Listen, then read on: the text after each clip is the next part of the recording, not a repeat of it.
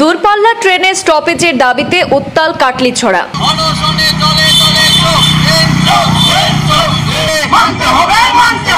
আমাদের দাবি মানতে হবে, আমাদের দাবি মানতে হবে। বহু প্রতীক্ষিত স্টপেজ না মেলায় রেল লাইনের ধারে শুরু হয়েছে অনশন কর্মসূচি। স্টপেজের দাবিতে একাধিকবার আবেদন, ডেপুটেশন সবই ব্যর্থ। অবশেষে ন্যায্য অধিকার আদায়ে অনশনে বসলেন কাটলিছড়ার মানুষ। কাটলিছড়ার সাথে বঞ্চনা মানছি না, মানবো না, কাটলিছড়ার সাথে বঞ্চনা মানছি না, মানবো না। দূরপাল্লা ট্রেন ছুটছে বরাক উপত্যকার বিভিন্ন স্টেশনে। প্রধানমন্ত্রীর হাত ধরে দূরপাল্লা ট্রেন পরিষেবার সূচনা হলেও কাটলিছড়ার জন্য তা যেন স্বপ্নই রয়ে গেল। এ নিয়ে ক্ষোভে ফেটে পড়ে আজ রেল স্টেশন চত্বরে শুরু হয়েছে গণ অনশন।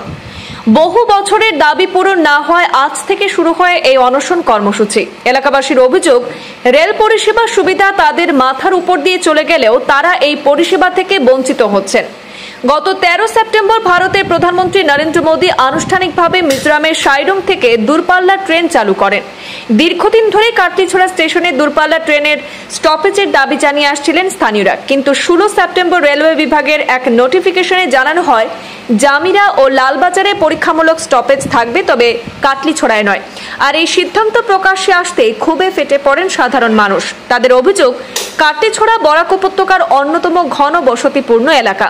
যাত্রীর সংখ্যা এবং জনস্বার্থ বিবেচনায় এখানে স্টপেজ দেওয়া উচিত ছিল, অথচ কর্তৃপক্ষ তাদের দীর্ঘদিনের ন্যায্য দাবি উপেক্ষা করেছে।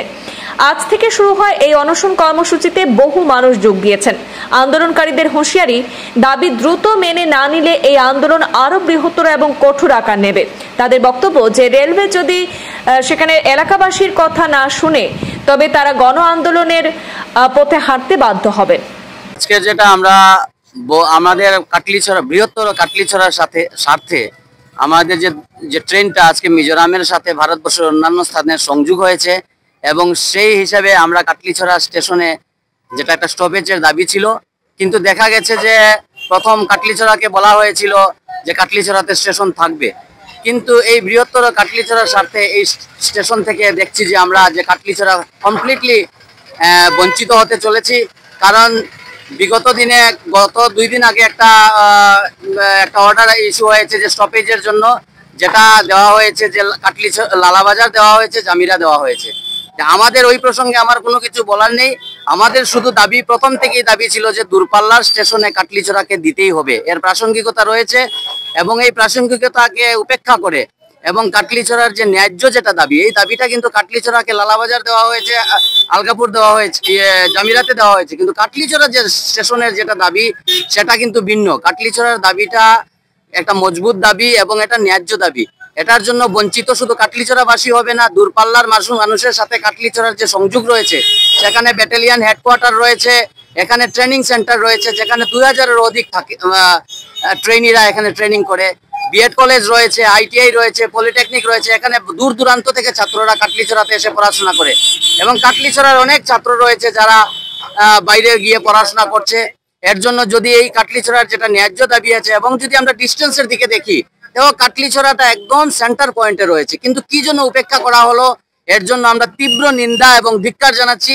কিন্তু আমাদের দাবি, আজকে আমাদের যেটা আন্দোলন, আজকে আমরা এই অনশনের মাধ্যমে যেটা আমরা কমপ্লিটলি রাজনীতির ঊর্ধ্বে উঠে কাটলিছড়ার, বৃহত্তর কাটলিছড়ার জনসাধারণের স্বার্থে আমরা আজকে অনশনে বসেছি। আমাদের সাথে হয়তো বিভিন্ন ব্যস্ততার কারণে মানুষ এসে এখানে দলে যোগদান করতে পারছে না, কিন্তু আমরা মডেল সাপোর্ট, কাটলিছড়ার অগণিত জনসাধারণের মডেল সাপোর্ট আমাদের সাথে রয়েছে। আমরা যদি আগামী দিনে আজকে আমরা যদি এই অনশন কিন্তু অব্যাহত থাকবে, আমরা যতক্ষণ পর্যন্ত আমরা চাইছি যে আজকে আমরা অনশনে বসেছি, আমাদের যে বক্তব্যগুলো আছে, আমরা ডিসি মহোদয় এখানে আসবেন এবং ওনার কাছে আপনার এই মিডিয়ার মাধ্যমে আমি ডিসি মহোদয়কে অনুরোধ করছি, আপনি আসুন, এসে আমাদের দুঃখ দুর্দশার কথা, কাটলিছড়ার দুঃখ দুর্দশার কথা এসে আপনি সরজমিনে আপনারা শুনুন। আমরা এখানে বসা আছি, আপনি ডিসি মহোদয় যতক্ষণ পর্যন্ত আসবেন না, আমরা কিন্তু এখান থেকে উঠবো না।